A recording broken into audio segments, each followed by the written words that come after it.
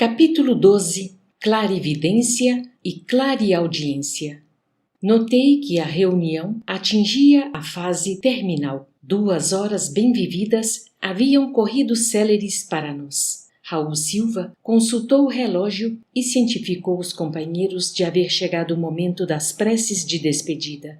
Os amigos sofredores, aglomerados no recinto, poderiam receber vibrações de auxílio, enquanto os elementos do grupo recolheriam, através da oração, o refazimento das próprias forças. Pequeno cântaro de vidro com água pura foi trazido à mesa, e, porque Hilário perguntasse se iríamos assistir a alguma cerimônia especial, o assistente explicou, afável: "Não, nada disso. A água potável destina-se a ser fluidificada. O líquido simples receberá recursos magnéticos de grande valor para o equilíbrio psicofísico dos circunstantes." Com efeito, mal acabávamos de ouvir o apontamento, Clementino se abeirou do vaso e, de pensamento em prece, aos poucos se nos revelou coroado de luz. Daí a instantes, de sua destra espalmada sobre o jarro, partículas radiosas eram projetadas sobre o líquido cristalino que as absorvia de maneira total.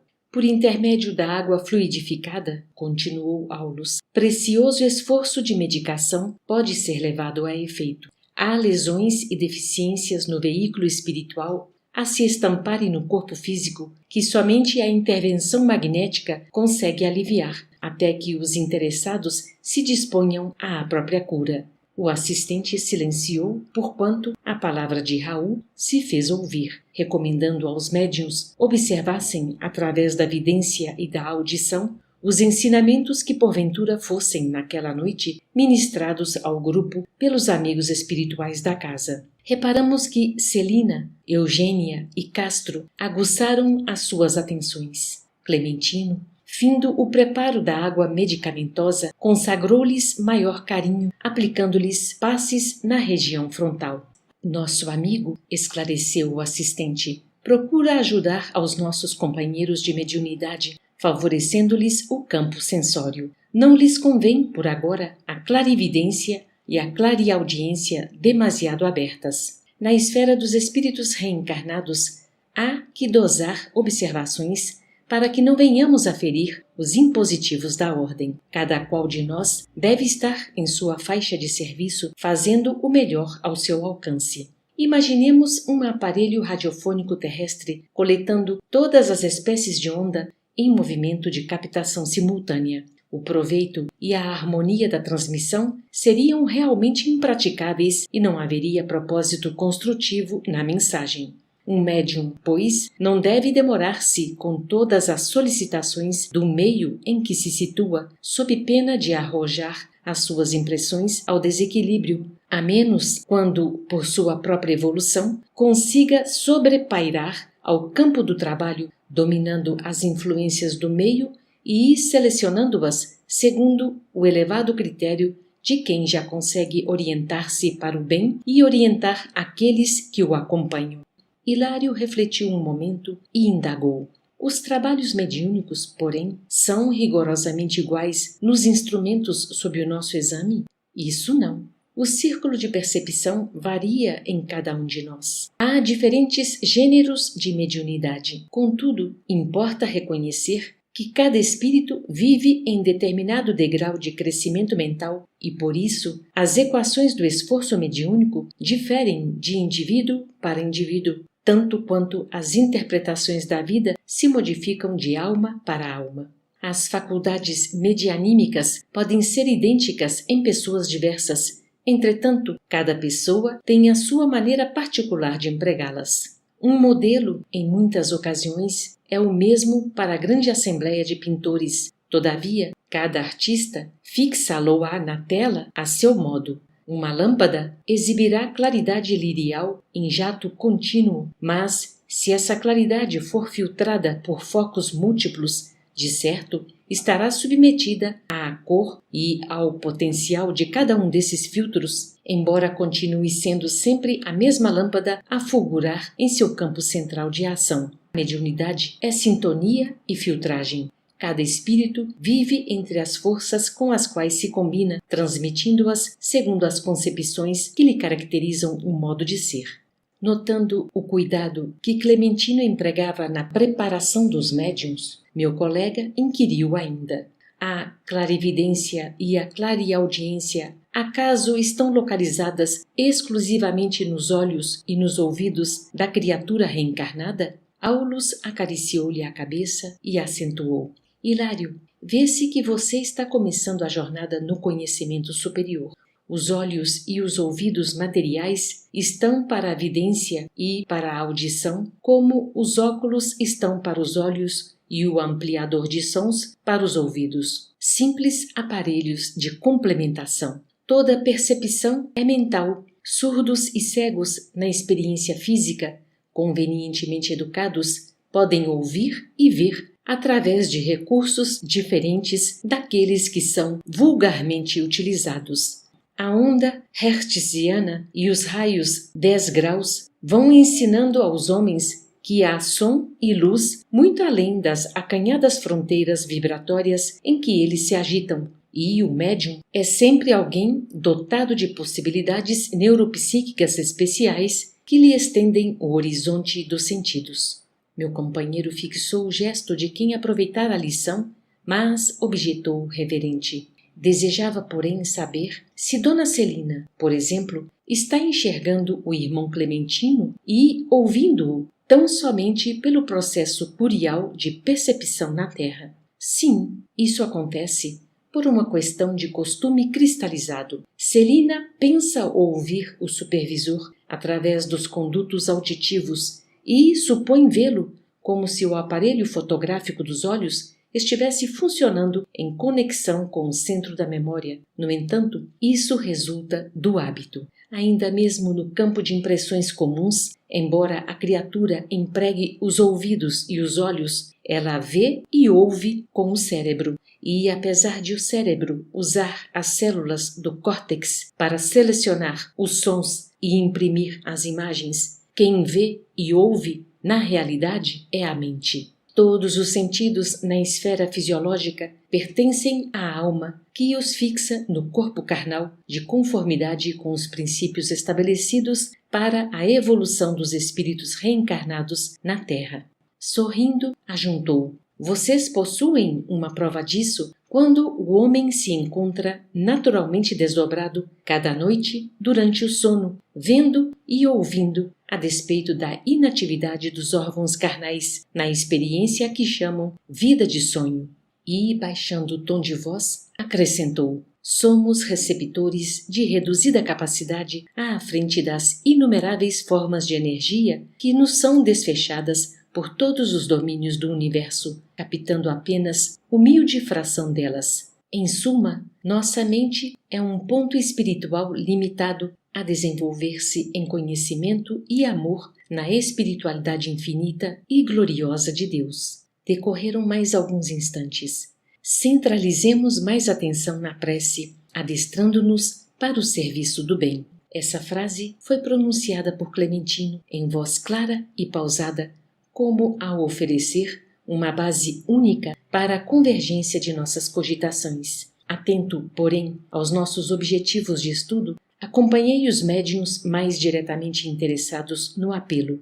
Dona Celina registrara as palavras com precisão e guardava a atitude do aluno disciplinado. Dona Eugênia assimilara-as em forma de ordem intuitiva e mostrava-se na condição do aprendiz criterioso. Castro, contudo, não as recolhera nem de leve. Com permissão do supervisor, pusemo-nos em tarefa de análise. Observei que, sutilmente ligados à faixa fluídica de Clementino, os 3 médiuns, cada qual a seu modo, lhe acusavam a presença.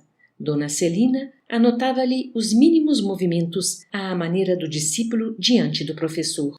Dona Eugênia lhe assinalava a vizinhança com menos facilidade, qual se o distinguisse imperfeitamente através de um lençol de nebulosidade. E Castro, embora o visse com perfeição, parecia completamente alheio à influência do instrutor. As possibilidades de Celina e Castro na clarividência e na clareaudiência são, por enquanto, mais vastas que em nossa irmã Eugênia, esclareceu Aulus Prestimoso. Acham-se os três levemente submetidos ao comando magnético de Clementino e podem identificar-lhe a presença com analogia de observações, porque, nas circunstâncias em que operam, estão agindo como pessoas comuns, utilizando-se da percepção habitual. Entretanto, aduziu Hilário, se o trio foi colocado sob a ordenação magnética do supervisor, por que motivo nossas amigas lhe acataram o convite, enquanto Castro se mantém visivelmente impermeável a ele? E Aulus, convicto, disse, o mentor do recinto exerce apenas branda influência, abdicando de qualquer pressão mais forte, suscetível de provocar viciosa irmanação em desfavor de nossos amigos. Além disso, a mente de Castro passou de súbito a alimentar propósitos diferentes, incapaz de concentrar a atenção de modo irrepreensível na região superior do trabalho que nos compete levar a efeito, de momento não mais se revela interessado em satisfazer ao programa de Clementino, mas sim em provocar um reencontro com a progenitora desencarnada. Enxerga o orientador do conjunto como quem é constrangido a ver alguém de passagem, todavia, sem qualquer preocupação de escutá-lo ou servi-lo, confinado como se encontra às emoções do jardim doméstico. Basta a indiferença mental para que nada ouça do que mais interessa agora ao esforço coletivo da reunião. Evidentemente desejoso de definir a lição no quadro de nossos conhecimentos terrestres, acrescentou, é uma antena que se insensibilizou de improviso, recusando sintonizar-se com a onda que a procura. Nesse instante, vimos que um companheiro simpático de nosso plano avançou do círculo de espectadores, abeirando-se de Dona Celina e, chamando-a discreto. A nobre criatura ouviu-lhe a voz, mas não se voltou para trás. Entretanto, respondeu-lhe em pensamento, numa frase que se fez perfeitamente audível para nós. Encontrar-nos-emos mais tarde. Aulus informou presto. É o esposo desencarnado de nossa irmã que a visita com afetuosa solicitação. Contudo, disciplinada quanto é, Celina sabe renunciar ao conforto de ouvi-lo, a fim de colaborar no êxito da reunião com maior segurança. Logo após, vimos Castro desdobrar-se de novo, auxiliado agora simplesmente pelo forte desejo de ausentar-se do círculo e, revestido das emanações que lhe desfiguravam o perispírito, caminhou, hesitante, ao encontro de uma entidade amiga que o aguardava a pequena distância. Nosso cooperador, falou o assistente, menos habituado à disciplina edificante, julga que já fez o possível em favor dos trabalhos programados para esta noite e põe-se no encalço da mãezinha, que vem sendo beneficiada em nossa organização. Não nos foi possível alongar anotações. Clementino, à cabeceira da assembleia, estendeu os braços e colocou-se em prece. Cintilações de safirino esplendor revestiam-lhe agora o busto, dando-nos a impressão de que o abnegado benfeitor se convertera num anjo sem asas.